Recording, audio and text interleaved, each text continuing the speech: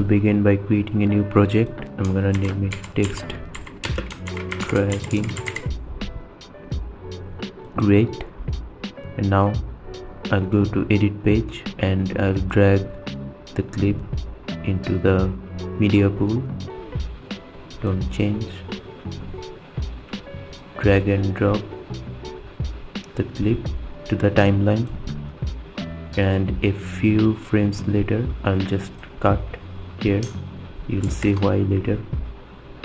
Select the second clip, go to the fusion page, and now click on the blank space, press shift space, type tracker,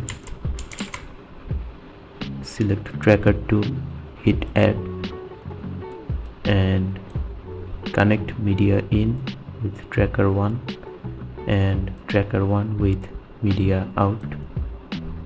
And now we'll see here we got our tracker tool. Click and hold the white square in order to move the tracker tool.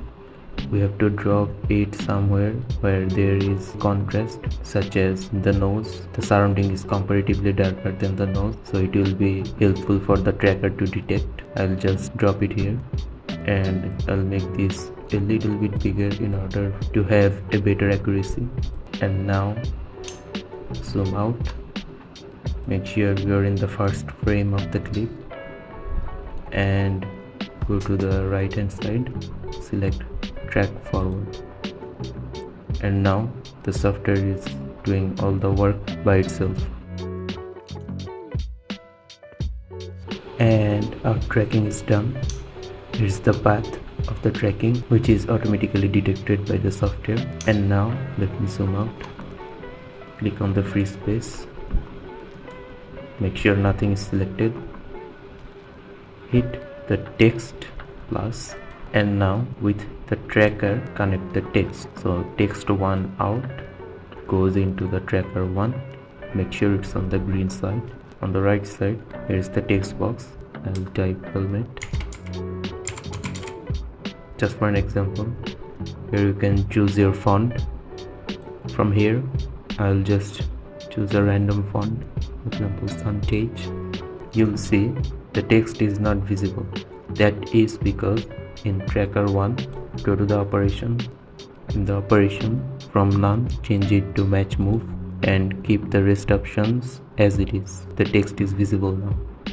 You can click and hold it to place the text anywhere you want.